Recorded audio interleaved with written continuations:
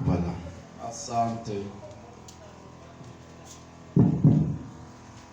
Mon peuple est détruit parce qu'il lui manque la connaissance. Taifa langu imebobokwa kwani panakosa ufahamu. Puisque tu as rejeté la connaissance, je te rejetterai. Kwani ulitupa ufahamu nawe nitakutupa. Et tu seras dépouillé de mon sacerdoce. Na utatoshewa ukuhani wangu. Puisque tu as oublié la loi de ton Dieu, j'oublierai aussi tes enfants. Kwani ulisaulika sheria za Mungu, watoto wako nao pia tawasaulika. Amen. Amen. Voilà, on peut se rasseoir. Tena kuikala. Et maintenant, acclamons pour la parole. Sasa tushangilie juu ya neno. Je crois que je vais demander à une personne, j'avais promis d'enseigner sur quelque chose. C'était quoi? Nililakaka sasa tafundisha kitu fulani. Kwani ni nini? Hein? Non, j'ai dit que j'allais enseigner quelque chose. On allait commencer un enseignement. C'était quoi? Oui? Voilà, le secret de la prospérité. Avant, j'ai peu mon son. Le secret de la prospérité. Enseignement, hein? Et je vous assure qu'on va prendre 2 semaines. Une fois que tu as ça dans ton esprit, c'est ça la prospérité. Et pour votre information, c'est lui qui a voulu que nous soyons prospères, c'est Dieu. Oh, tu t'en amènes et me convaincs. C'est lui qui veut que nous soyons prospères, c'est Dieu. Ah, je répète. C'est lui qui veut que nous soyons prospères, c'est Dieu. Arrangez mon sens. C'est Dieu qui veut que tu sois prospère. Quand Dieu te regarde, il a besoin que tu puisses prospérer. Je peux démontrer ça bibliquement. Nous sommes dans 3 Jean, chapitre 1, comme 3 Jean a toujours un chapitre. 3 Jean, chapitre 1, verset 2.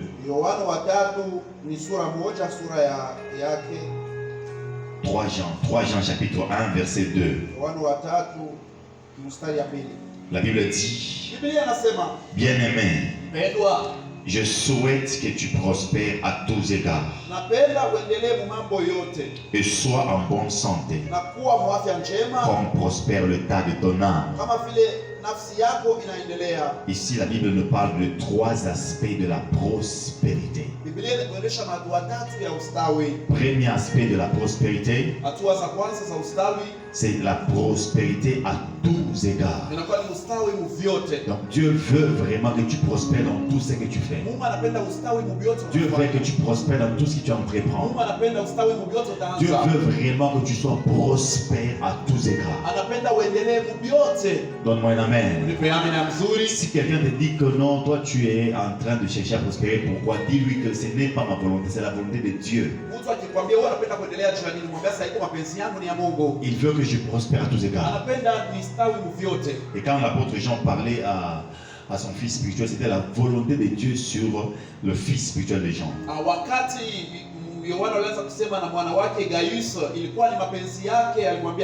C'est pourquoi notre premier aspect, c'est la prospérité à tous égards. Deuxième aspect, la prospérité dans la santé. N'accepte jamais d'être malade et tu as même le courage de dire que c'est la volonté de Dieu. Ce n'est pas la volonté de Dieu. Oui, Dieu ne donne pas la maladie. C'est pourquoi il a dit, je ne vous affligerai pas de maladie, je vous guérirai.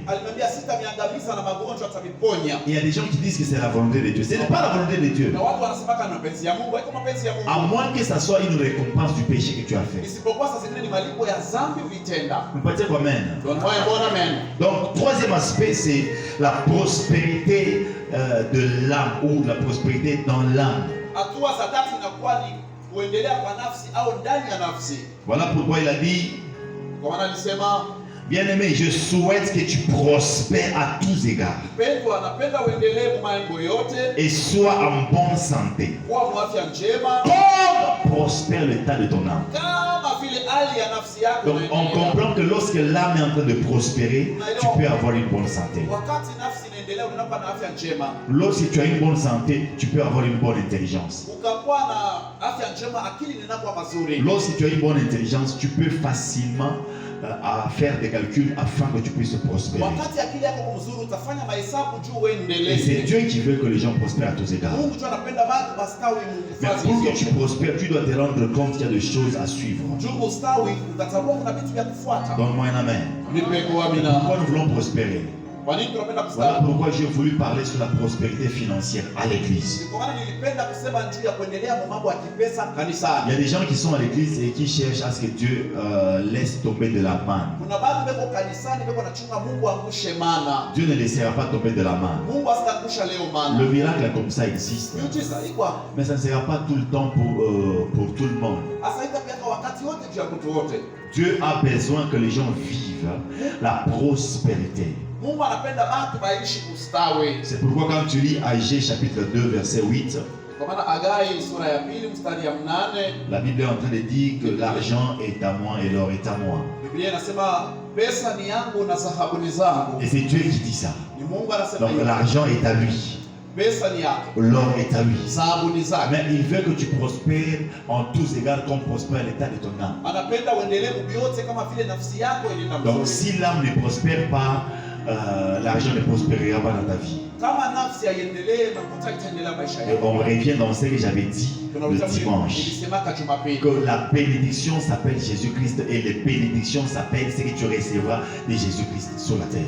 Baraka imeitwa Yesu Kristo. Asa mabaraka inakuwa ni matokeo ya Yesu ulotabiri pa dunia. C'est pourquoi donc tu dois prospérer comme prospère l'état de ton âme. Ton âme à toi a besoin de recevoir la nourriture. Inabidi ustawi kama vile nafsi yako inastawi, nafsi yako inalazimisha chakula. La nourriture c'est la parole de Dieu. Chakula ya nafsi ni neno. Et la parole de Dieu c'est Jésus. Na neno ni Yesu. Comme la Bible dit qu'au commencement était la parole de Dieu. Vile Biblia inasema mwanzo la parole était avec Dieu. Neno ilikuwa na et la parole était Dieu. Na neno ilikuwa Mungu. Et toutes choses ont été faites par elle. C'est que tu dois d'abord chercher le royaume avant de chercher autre chose. C'est quelque chose que beaucoup ignorent. Quand on dit chercher le royaume, il y a des gens qui pensent voir un roi et commencer à le suivre. Le roi là, tu ne le verras pas directement. Le roi là, tu le verras dans la parole. Au temps de l'apôtre Pierre, il pouvait voir un certain homme qu'on appelait Jésus. À notre époque, on voit Jésus dans les hommes de Dieu en les écoutant ou en l'écoutant dans la parole de Dieu. Tu dois avoir Jésus. Si tu veux prospérer, d'abord Jésus. Donc voilà pourquoi il a dit: cherchez d'abord le royaume de Dieu et tout vous sera donné par-dessus. Une fois que tu as Jésus, il peut te laisser prospérer. Et comment prospérer? Chaque pays, chaque royaume a toujours ce qu'on appelle des règles.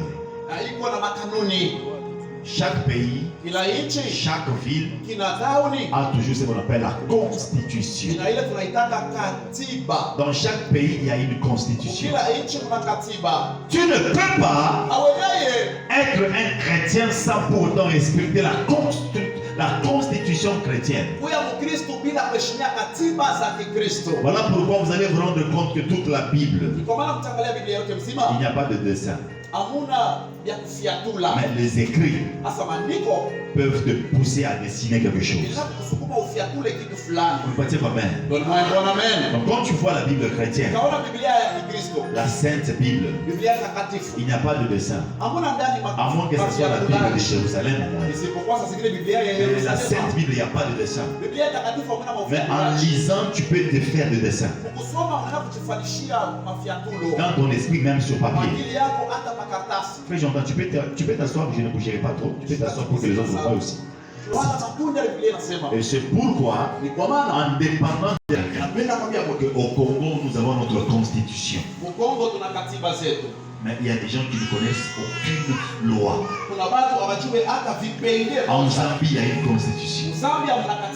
Aux Pays-Bas, il y a une constitution. constitution. Pays-Bas wana katiba zao. Je voudrais dire aux chrétiens Napenda kwambia que Wakristo, les chrétiens Wakristo sont sur la terre, beko kwa dunia, sont dans les mondes, beko kwa dunia, mais ils ne sont pas du monde. asa bana kwa dunia. Puisque le chrétien, Tu Wakristo il peut être congolais, anakuwa Mkongomani. mais il n'est pas forcément obligé de vivre selon la loi congolaise. Asikazishwe kuishi na katiba ya Kikongomani. Un chrétien doit vivre selon la loi biblique. Mkristo inabidi aishi na katiba ya Kibiblia. C'est pourquoi tu peux être chrétien Kwa maana unakuwa Mkristo et on t'oblige de ne pas t'habiller en petite jupe. wanakukazisha usivale tumaji. Et tu te rendras compte dans la Bible, on te demande de t'habiller décemment. Hata kama mwikario inakwambia uweze kuvala tufupi, Biblia inasema fuana ya heshima. Donne-moi un amen. Nipe amina mzuri. Et c'est ça, Na hii la constitution. ndio katiba. Alléluia. Amina. Et vous devez savoir que dans 2 Corinthiens chapitre 8 verset 9, Jésus-Christ était à la croix. Wakorintho wa pili sura ya 8 mstari ya 9, Yesu alikuwa msalaba. Il s'est fait pauvre pour que nous soyons enrichis. Alijifanya maskini ili tutajirike. Bien aimé, il a fait tout pour que nous soyons enrichis. Alifanya yote tutajirike. Ne me dis pas pourquoi tu parles de l'argent à l'église. Hapo sasa John unasema pesa kanisani. Puisque dans toutes les paraboles que Jésus a données, il y a plus de 15 paraboles qui étaient en train de parler sur la gestion financière. Mafumbo yote Yesu alisema, kuko mafumbo 15 alisema kia je kuchunga kujumlisha makuta. Si on prend la parabole de talent, toujours finance. Tukachukue fungo ya talanta. Il a parlé de beaucoup de talents, beaucoup de paraboles qui parlaient sur la finance. Fungo mingi isemezea mambo ya makuta. Il nous a même dit que quand vous organisez une fête et que vous sortez, vous appelez les gens ne viennent pas, il faut aller appeler même ceux qui sont infirmes. Alikwambia mkatunga karamu mnaita watu wakuye mwende mkaliki hata wale wa C'était pour vous montrer qu'il ne faut pas gaspiller la nourriture. Ndio kutuonesha chakula ibidi kuiacha hivi. Lui-même Dieu est très intelligent. Mungu ya Mungu ana akili mara Il a mingi. dit l'or et l'argent, l'or et l'argent sont à moi. Dhahabu na pesa ni zangu. Donne-moi un amen. Unipe amina. Et nous devons avoir la connaissance sur les lois bibliques pour prospérer. Inabidi kuwa na ufahamu kwa masheria ya Biblia tuendelee. Aujourd'hui, les gens ne connaissent pas cela. Leo watu waijue. Il y a des choses que nous devons savoir Kuna vitu vya shaka kujua. pour prospérer. Kustawi. Pour ne pas dire amen. Donne-moi un bon amen. Et si tu n'as pas la connaissance, Na kama una ufahamu, la Bible dit que tu seras perdu. Biblia inasema Voilà utapotea. pourquoi au début on a lu que mon peuple est détruit. Kwa maana kwa watu walisema taifa langu limebomolewa. Parce qu'il lui manque de la connaissance. Tunalikosa Donc ufahamu. celui qui a la connaissance ne peut pas être détruit. Ula na ufahamu ashiriki kubomolewa. Et celui qui a la connaissance peut facilement prospérer. Ula na ufahamu ninapoendelea. Alléluia. Amina. Ce que j'aime avec Dieu, Napenda na Mungu. c'est que Dieu explique ce que l'homme peut être demain. Mungu anafasiria kile mtu alinakuwa kesho. Mais l'homme refuse d'être ce que Dieu veut qu'il soit. Sasa mtu anakatalaka akwe kile Mungu anapenda yakwe kesho. Tu sais, quand quelqu'un va voir un devin, Mtu kama anaenda kuona mfumu, il s'attend à tout ce qu'un devin va dire pour qu'il puisse réussir. ndio anachunga vitu atamwambia kwa mfumu njoo aweze maisha. Il est conscient qu'il a sacrifié même sa femme. Anasafirisha alitoa hata mtoto wake wala bibi. Mais un chrétien, quand il vient devant un homme de Dieu, lorsqu'on le parle de principes, de clés pour prospérer, il pense qu'on veut l'escroquer. Mkristo akamwambia makanuni, je utaendelea? Anaona sasa anataka kumkorofa. Tellement qu'il n'y a que des chrétiens qui n'aiment jamais expérimenter ou marcher dans la vérité. Huko mpaka Wakristo wapendake kuishi wala kubaki muukweli. Alors que Jésus-Christ s'appelle vérité. Ile sasa Yesu ni ukweli. On pose-toi la question, es-tu chrétien ou bien tu ressembles aux musulmans? Ujiulize swali, uko Mkristo au unafanana na Wamuslimu? Tout ce que tu as besoin, tu as besoin des clés spirituelles. Yote unalazimisha ni mafunguo za kiroho. Mais lorsqu'on te parle de clés spirituelles, tu ne supportes plus. Batakuonesha mafunguo za kiroho itaki. Tu as besoin de quoi jusque-là? Unalazimisha nini kutokea Il y a des hapa? gens qui se sont même posé des questions, dit les chrétiens sont un peuple très compliqué. Kuna watu walijiuliza maswali, Wakristo ni taifa za Et nguvu. lui-même Jésus se pose des questions. Je ne comprends pas comment est-ce que les chrétiens ne prospèrent pas. Yesu mwenyewe anajiuliza, je, Wakristo waelewe shielewi nami? Ils ont toutes les clés dans la Bible, mais ils refusent de lire la Bible, ils veulent autre livre. Mafungulo yote yako na Biblia. Abapende kusoma Biblia, wanapenda kusoma vitabu vingine. Donne-moi un amen. Nipe amina. Dis d'abord après moi, mon peuple périt faute de connaissance. Mon peuple périt faute de connaissance. Et Ecclésiaste 10, verset 19, Mhubiri sura ya 10 mstari ya 19 inasema, est en train de dire ceci. inatuonesha hivi.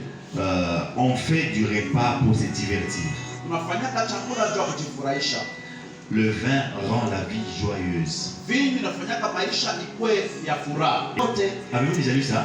ushakuisoma? On peut lire ça. Tusome. Ecclésiaste 10, verset 19. Hein? Mhubiri sura ya 10 mstari ya 19.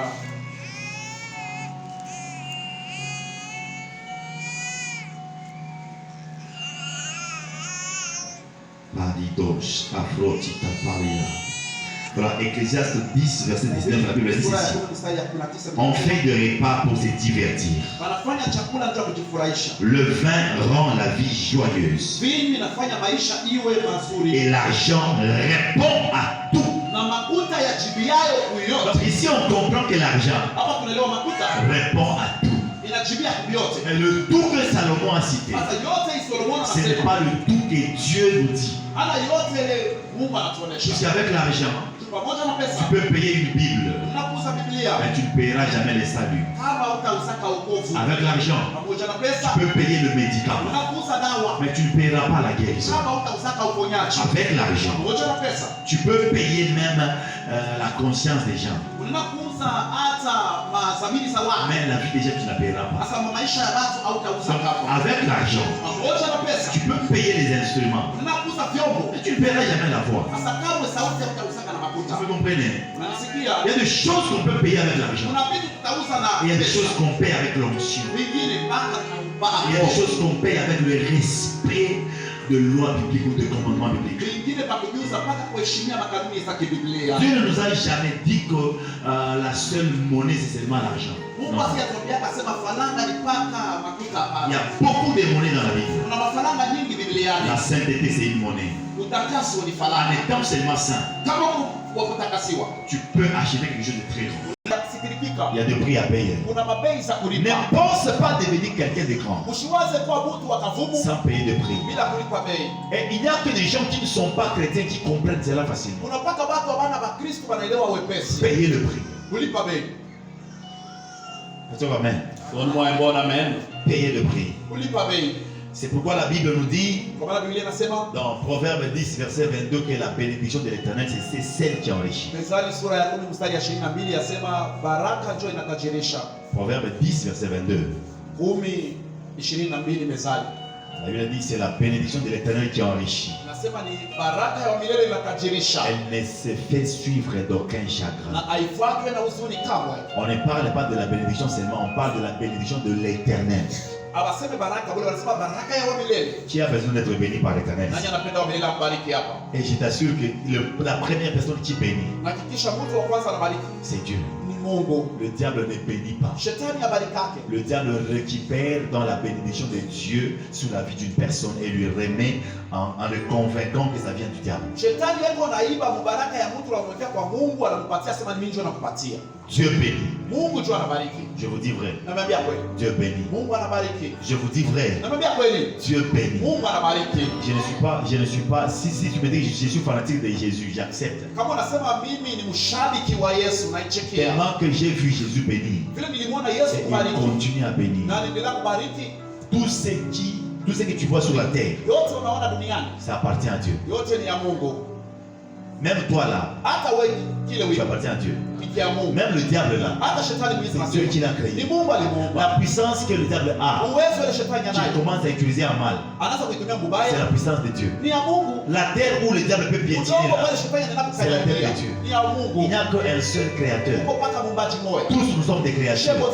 Même le démon que tu vois, ce sont des créatures. Il n'y a qu'un seul créateur.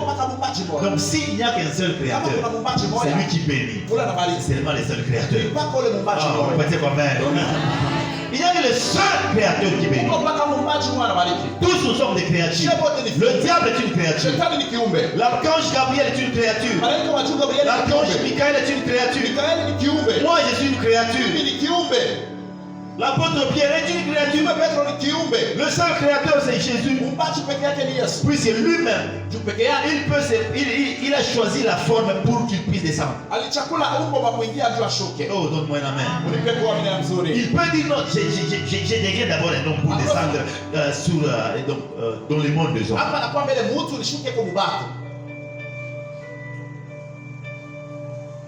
Il s'est choisi lui-même la forme. Il a la capacité de donner sa vie et de la reprendre. Quelqu'un comme ça, tu ne peux pas le tuer. C'est pourquoi c'est lui qui est mort à la croix. C'est pas Dieu. C'est le Fils de Dieu. Pour que Dieu puisse mourir, il faut tuer le Père, le Fils et le Saint-Esprit. Et le Père est esprit. L'esprit de Dieu est esprit. Roho ya Mungu ni roho. Le Fils n'a pas le corps comme ton corps. Mwana ana na mwili kama mwili wako. Toi, tu as été fait de la poussière. Wewe ulifanywa na budongo. Mais lui, il a été fait de la parole. Yeye alifanywa na neno. Alors que la parole est esprit et vie. Ile saa neno iko roho na uzima. Donc le Fils est esprit. Mwana ni roho. Comment est-ce que tu peux tuer l'esprit? Je unakuwa roho. C'est pourquoi il pouvait donner sa vie et la Kwa reprendre. maana alitoa maisha yake na kuichukulia hayo. Il dirait, toi tu prends le couteau, tu les poignardes. Là où il y a le verset qui parle de la mort. Mais lui, il enlève le couteau, il poignarde là où il y a la vie. La vie là.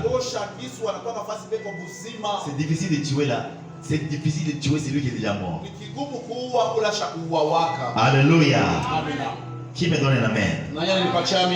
Et je vous assure que la première des choses que Dieu demande à tout le monde, c'est d'abord les chercher. Premier commandement pour prospérer, chercher l'éternel. Je suis pas dit amen. Amos 5 verset 4.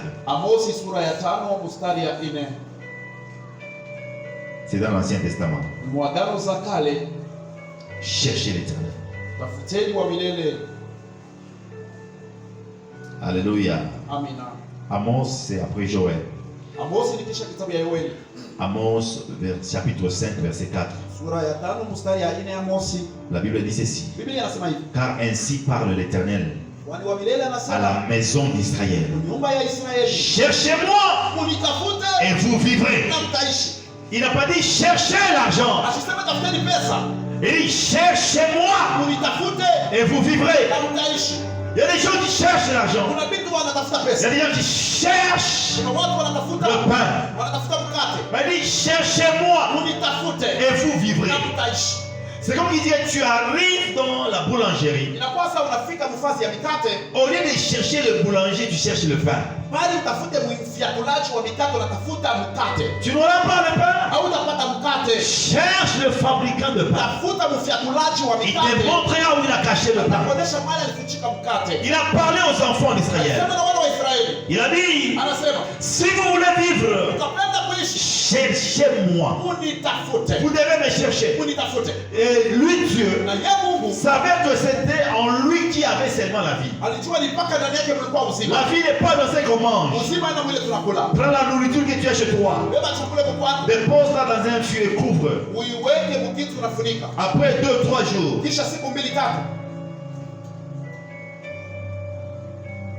alléluia, ça va pourrir totalement. Mais quand tu cherches le Créateur, c'est difficile qu'il puisse pourrir. Après 3 jours, vous pouvez remarquer des asticots sortir de la nourriture. Mais quand tu cherches Dieu, tu ne verras pas les asticots sortir de toi. C'est pourquoi la Bible dit que le voleur ne vient que pour tuer, détruire et égorger, et voler plutôt. Mais le Seigneur vient pour donner la vie. Donc cherchons Dieu pour avoir la vie. Première loi, cherchons Dieu. Ne pense pas prospérer sans chercher Dieu. Aide d'abord Dieu. Tu prospéreras. Oh, je dis aide d'abord Dieu. Et tu prospéreras. Je le répète, aide d'abord Dieu. Et tu prospéreras. Oh là là là là. Dis aide d'abord Dieu. Et tu prospéreras. Je décrète et déclare sur les 10 premières personnes qui chercheront Dieu, Dieu viendra vers eux. Et Dieu te donnera ce que tu cherches. Dieu multipliera ton argent. Dieu te donnera des connexions. Cherchez d'abord le royaume. Quand on parle du royaume, on parle du roi. Cherche le roi et tu seras à l'aise dans le royaume. Une fois que tu cherches le roi, tu seras à l'aise dans le royaume. Personne ne peut devenir roi ou ami du roi s'il n'est pas avec le roi. Petit amen. Donne-moi un bon amen. Qui me comprend? Ambia wewe umebeba tafuta mfalme. Tafuta mfalme. Utapata vyote vya mfalme. Utapata vyote vya mfalme. Enfin, j'arrive sur la brigade à mi-camp.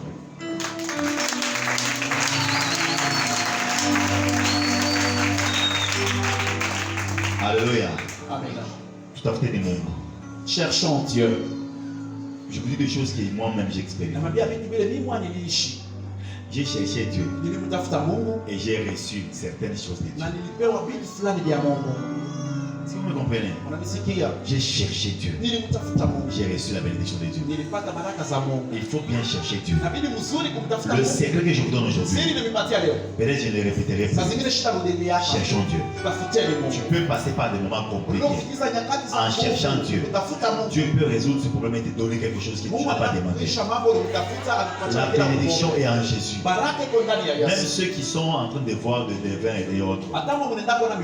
Je suis un homme de Dieu. Je ne peux pas citer le nom des gens en direct comme ça.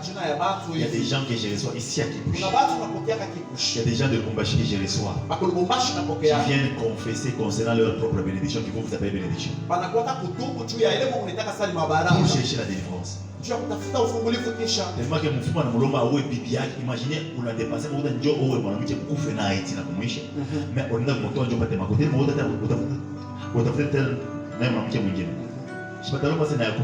Yes. Il a compliqué. Après, il faut il ne faut pas que vous Vous voyez ça?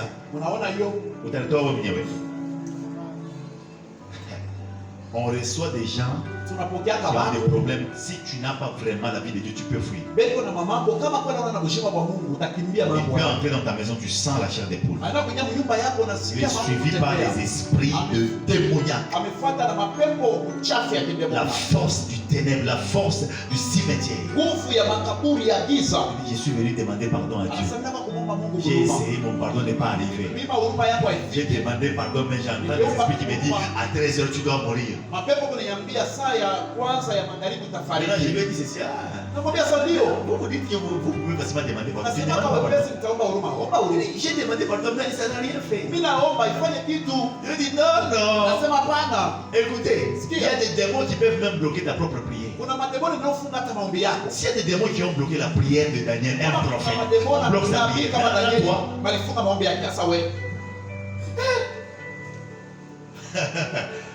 Il ne faut jamais jouer. Le monde des esprits, tu dois avoir quelqu'un qui doit t'introduire dans le monde des esprits. Un prophète comme Daniel, on bloque sa prière. Toi, peut-être dépôt dans un plus à mon niveau il y a vos fidèles. Autant anticiper sur ça. Mon niveau fidèle, quand on t'appelle fidèle, tu dois nécessairement être d'abord fidèle même dans tes vœux. Et dans les vœux, tu mens. Tu ne fais pas fidèle.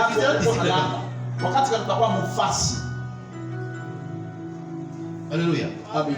Puisque quand on vous appelle de fidèle, fidèle c'est quelqu'un qui est vraiment fidèle, non? Mais toi-même, tu sais que je ne suis pas fidèle. J'ai 15 enveloppes à la maison.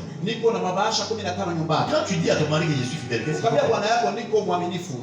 tu ne peux pas le décevoir. Tu es vraiment en train de l'honorer même quand il n'est pas là. C'est ça la fidélité, non? Mais toi, on t'appelle fidèle. Regarde les vœux que tu as. Les enveloppes que tu as déjà jetées. Tu sais même que j'avais pris l'engagement de tel, je n'ai pas encore donné. 2012, 2013, 2014, 2022. Tu as encore des vœux que tu n'es pas.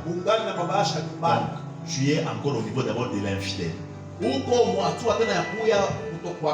Donc là, on peut d'abord t'appeler infidèle. Bonjour. En 2030, tu seras maintenant fidèle. En 2035, tu seras maintenant ici. Tu vois comment le temps passe. Oh, qui comprend ce que je dis? Est-ce que ça entre? Cherchons d'abord Dieu. Deuxième des choses. Pour prospérer dans la vie, prospérer dans les ministères, prospérer dans la vie financière, il faut obéir à la parole de Dieu. Je ne dis pas la parole d'un petit Dieu, la parole de Dieu. Quand tu prends ta Bible, quand tu lis la Bible, enlève cette pensée dans ton esprit disant que je suis en train de lire la Bible. Dis-toi que je suis en train de lire la parole de Dieu. Sema niko nasoma ni neno la Mungu muumbaji. Peut-être vous, quand vous lisez la Bible, Sasa zingine kwa mkasoma vous Biblia. pensez que c'est comme un livre qu'on prend n'importe où. Iko saa kitabu cha maandishi na C'est le livre qui détient la parole de Dieu. hii ni kitabu iko na neno la Mungu. Aujourd'hui, beaucoup de gens ne sont pas bénis puisqu'ils lisent la Bible comme tous les livres. Bamingi babarikiwa leo wanasoma Biblia kama vitabu vyote. La Bible n'est pas n'importe quel livre. Biblia ana madai au Quand tu lis plutôt les romans, ukasoma vitabu vya maandishi tu peux avoir une connaissance ulinakuwa na ufahamu sur comment draguer, comment maintenir une relation avec une sœur. Quand tu lis la Bible, Biblia ukasoma c'est le livre que le Créateur a inspiré aux gens pour écrire pour tout le monde. alipatia watu banchikia watu wote. Ta vie à toi là, Maisha yako Dieu peut la reprendre maintenant. Mungu anakuibeba hata sasa. Mais comment la garder? Hata je Il utaichunga? écrit. Anaandika Il te donne ce livre là. anakupatia kitabu. Et les gens ne respectent pas la Bible. Watu wameshika Tu Biblia. vas voir quelqu'un, il fait un mauvais rêve. Utaona mtu analota ndoto Il mbaya. prend la Bible et met ça à la tête. Anabeba Biblia sasa mimi nalala leo kichwa Mais tu kubilia. ne connais rien dedans. Haujui kitu ndani ya ile Si tu Biblia. as mis là, Hata kuoneka ça kutiza. devient oreille. Inakuwa ni fasi ya kutilia kichwa. Voilà pourquoi dans la Bible, Kwa maana Biblia tu ne verras aucune part où on a déjà écrit Bible. hautaona fasi ile banachika hiyo kitabu kwa Biblia. Parce que le mot Bible n'est pas dans la Bible. Juu ile kitabu kwa Biblia inaleta ndani ya Biblia. Oh. La parole de Dieu, Neno la Mungu une fois que tu l'honores, elle te fait honorer. ukaheshimisha itakuheshimisha. Respectons la parole de Dieu. Kuheshimia neno la Mungu. Si tu dois avoir peur de quelque chose, Kama inabidi kuwa na oga ya mambo c'est de fulani, la parole de Dieu. hiyo neno la Mungu. Ne lis pas la Bible comme tu lis tous les livres. Usisome Biblia kama vitabu vyote. J'ai eu même quelqu'un là, il lit et puis après, il touche à la sauce, il revient, il touche à la Bible. Anagusa siku, anabeba anaitaka tena kwa Biblia. Un homme de Dieu. Na sababu wa Mungu. Je dis, Mutumishi, Nasema Mungu ndiye Dieu. est-ce que tu es vraiment Mutumishi? Kweli kwa tu yasa vitabu vyote. Toi, un serviteur de Dieu, Wewe mtumishi wa Mungu. tu n'honores pas la Bible. Aweshimia Biblia. La parole de Dieu. Neno la Mungu. Ça me fait peur. Inanipatia oga. Tu vas voir même quelqu'un, une chrétienne, ramasser un Nouveau Testament et puis, anaishutua hivi. Utaona Mkristo saa zingine wa mama anakokota agano jipya anakashukuru au anakafuatia. Et puis quand il regarde la photo de son soi-disant fiancé, il protège la photo en épanouissant, en